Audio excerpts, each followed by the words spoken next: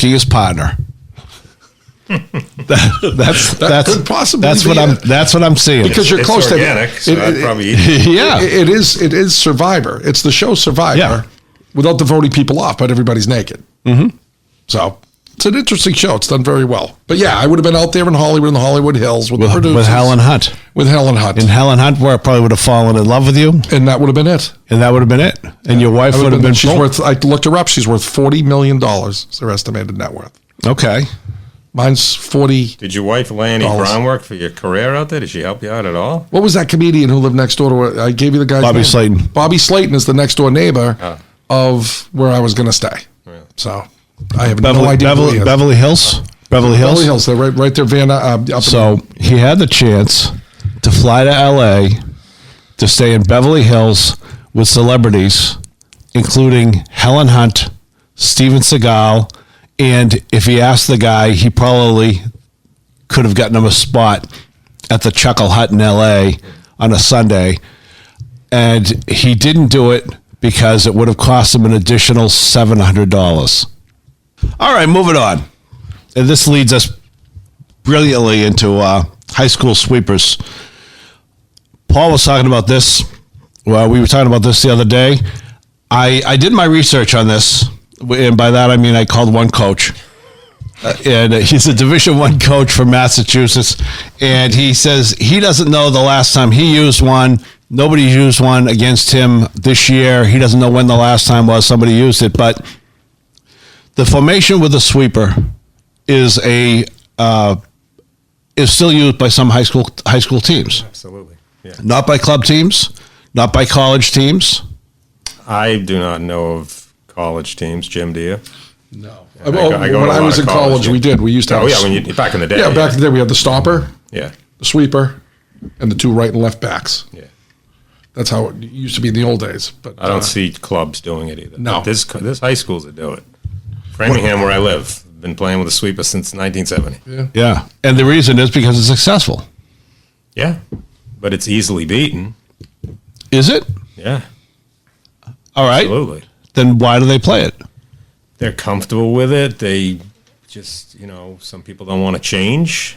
It's harder. Don't you think it's harder to sort of teach a flat four? Because, you're doing a lot of offside traps. Flat four is tough with offside traps. That was the reason you'd eliminate a sweeper originally, was you wanted your guy straight across the back. Which offside trap, and again, talked about. Here's the thing. You're talking about the offside trap, and the offside trap, just so if you don't know what it is, if anybody doesn't understand, that's when you pull your fullbacks up to force the other team, their forwards, offside, because they will be basically they'll be offside as you bring your fullbacks up, and then when the ball is entered to them, the whistle blows, and it's your ball. Yeah, easy thing to say is they'll be ahead of the ball. Yeah, without getting too technical. But this goes back to one of my points, which is that high school officials often miss that call.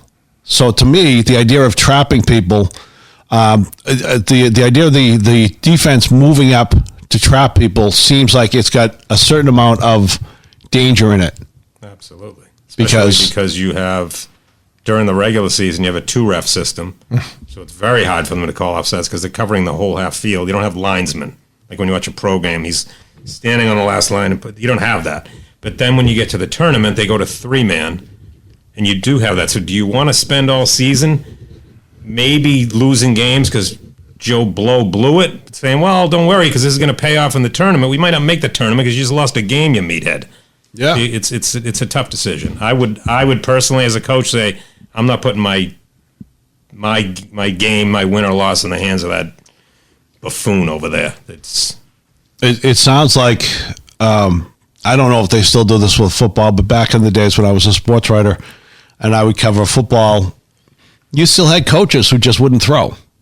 They wouldn't throw or they throw very little because there were 3 things that could happen when you threw the ball, and 2 of them were bad. An interception and incomplete. Actually, it was 3 of them were bad out of 4 because you can get sacked, but it was 2 out of 3. Anyway, the point of the matter is, the idea is it was a way to coach. It was a way they had done it, and it was successful in these cases, which is why, because the coaches were still there. If it wasn't successful, the coaches would have been replaced. Yeah. So what does it do to a kid you're a sweeper, you're a really good player.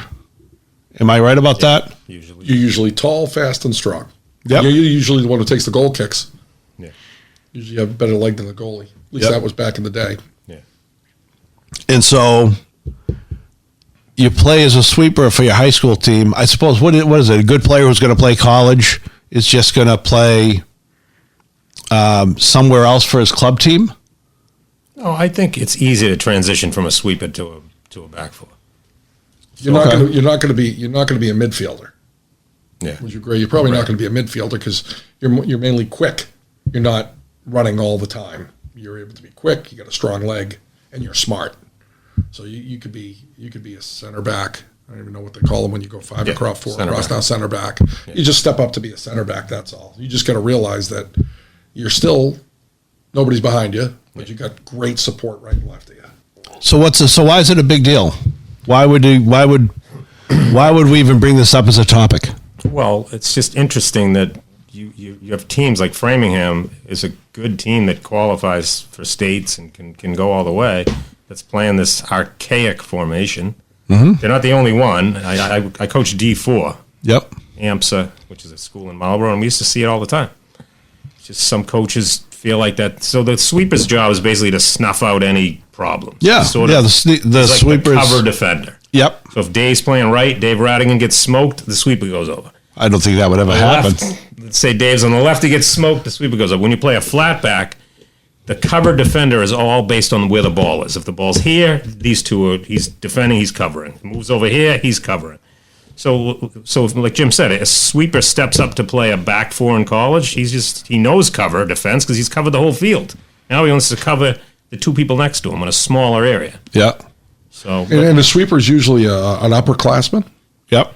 He's in control, and a lot of times he's a captain along with the striker. Yeah. On a soccer team. A lot. Yeah. Yeah. He's calling the shots back there. You got the goalie yelling at him, but he's yelling at everybody about covering where to go. He's the guy that you'll see if you ever watch a soccer game. He'll be a guy where they're way over man and just kick the ball out of bounds, just to reset everything. Yeah. He's probably the tallest one. He resets everything in the box along with the goalie. So. Let me ask you this. If you have a kid in high school who doesn't play a ton of soccer, but he's a good athlete, that used to be the old way. The old way was if you were a good player, you could play soccer. If you're a good athlete, you could play multiple sports, including soccer. You didn't have to play club. You didn't have to do this. You didn't have to do that. Is this a spot for that kid? Okay. And no? I would put a guy like that in the midfield. Okay. Good athlete. Yep. Good athlete can run up and back, cover, and don't put the pressure on him of not having the experience of being in the back. That'd be me. I don't know if you disagree with that, Paul. Well, I just feel like in the midfield, you want him to at least have some foot skills. At sweeper, it's ugly, but you can ask him just put out those fires and just launch it down the field. You see some games where that's all he's doing. I agree with you. Well, this gets to the next point, which is if you're teaching soccer at the high school level, what about kick and run? Kick and run. Do teams still do kick and run? Yeah, the one I just explained is the sweeper that's running around just launching it. Yeah, that's what I'm saying. That gets right. Yeah. But are there teams that just play kick and run now? I mean, I know you're supposed to. Traditional American soccer forever has been kick and run. Yeah. Oh, is that so? They still play kick and run in high school? Oh, definitely. Okay. Yeah, because you know why? You can't teach them foot skills in a short period of time if you're dealing with a whole bunch of kids who haven't played soccer since they were young, and they don't have the foot skills. Then it's kick and run, and it's attack, and it's going through people. But I thought almost everybody who played high school now played club or town. Now right? I think if you have, so I coached Division IV AMSA, right? And we had 5 good club players, but when you mix them in with 6 players that aren't really good club players, you can't play technicals. You have to play kick and run. You have to send at least some balls over the top, or you're never going to score. Because those 5 can't just maneuver the ball. There's always... It's going to get to some of the other guys, and they're not going to have the technical ability to do the give and go, one-touch passing. So remember, David, when we said there's a difference with soccer coaching styles, it's either chess or checkers. Yep. Right? Soccer is mainly a chess sport. But if you don't have pieces that can play chess, that can use your foot skills and beat triangles all the way up the field and do 5v3s, 3v2s, and all that stuff, then it's kick and run. Put your speed on the outside. Get your tall guys in there for headers. Have your sweeper back, who's just a kid to save any problems, and and just move the ball forward. Press. Whereas teams with talent will actually play the ball back. You'll see teams play the ball back towards the goalie, start from the back again. Great soccer starts from the back. That's from a goalie speaking, of course. And then you move the ball forward. Kick and run is when you don't have the talent. You just want to press. We can't lose if the ball's on their end of the field. Right. Yeah. Right. That's kick and run. Like field position. It's all field position. Even if it goes out of bounds, you're like, well, now we're down there. Yeah. Exactly. And you'll see parents, too. The kids have their head down the whole time. Ball comes and they just launch it. And it's one of those ones that lands and the guy goes in, oh, great through ball. He wasn't even looking. He had his friggin' head down. Give me a break, through ball. And that's the problem with your flat back too, Dave. Without a sweeper, is you get a guy throwing the ball back to your back and he's weak. That gets by him. You don't have a sweeper to protect your weak backs. Yeah. My weak back. The sweeper's there to protect your. How long have you had a weak back? All right, we're going to move on because this is absolutely scintillating conversation. It's great. I just want to add one thing. The way to beat a sweeper system. Is you just move the ball to one side. Draw that idiot over. Quickly switch with the diagonal ball. You got one guy over here and double team. Overload that side. You should be able to score goals. So if you're heading to your tournament and they're playing a sweeper, you should destroy them. All right, and by it being easy to beat this, and you should be able to score goals by beating it easily. Do we mean like one goal? Is that what we mean? Because we're talking about soccer. I'll say 2. Oh, so it's a landslide. Yeah. All right, I'm looking at the time, and I keep looking at our producer. Yeah, but we edit out all your coughs. I know. It's going to be 15 minutes. I know. Yeah. Oh, trust me. I'm looking at him over there, and it's like he's just looking at the work he's got to do, and he's just like, He's thinking how he's going to clean all this equipment. Yeah, trust me, he's not going to clean the equipment. Why would he clean the equipment? He won't clean the house. He'll just let it go. But the idea of doing the edits, he does not like that. And it's anyway. Let's talk about this youth soccer coaching in the age of. And I got to tell you this. You guys know, I used to be a sports writer. I dealt with a lot of high school coaches. You talk to them off the record. Every high school coach says kids are great.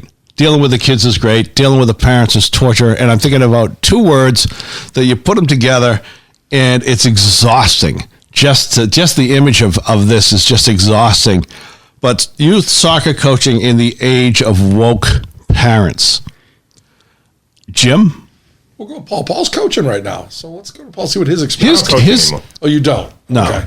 So, I mean, my experience back in the day, I used to be on board of directors, too, of soccer organizations. So you were a woke parent. No, I was a realist. And some of these people would come up and say, why are we keeping score? We shouldn't be keeping score. So my knee-jerk reaction was I held a vote to get rid of all the nets for the entire soccer program. Why have nets if we're not going to keep score? And that kind of kept them at bay. Yeah. I had another parent who came in and said, my son is getting too much playing time. Too much? Too much playing time. Too much? Yeah. Why was it? Why was it too much? I had to go to the coach and tell him, little Johnny is playing way too much time. You got to back him off. Was it exhausting, little Johnny? It was exhausting, little Johnny. That's hysterical. I've had other kids coming up complaining about me getting too much playing time. Paul was saying that about your mic time on this. He thought it was a little too much. I don't even bother timing Dave anymore. So Paul, you're trying to teach these kids the proper technique, the proper language of soccer, and you just have parents on the sideline going, "Kick it, kick it as hard as you can," instead of strike it. That's my favorite. That's my favorite soccer expression. Is every time I go to a youth game, a high school game, I get to listen to people in the stands. Kick it, kick it, kick it. That's all you hear. It's kick it, kick it, kick it. Hurry up and throw it. The only other experience I had that was it started in Connecticut, where they wanted the kids to wear the helmets. Plastic helmets? The leather, like old school football helmets to prevent head injuries. I asked the parent maybe they should wear it for a couple of weeks on the sideline, and we'll see how the kids can deal with it after that.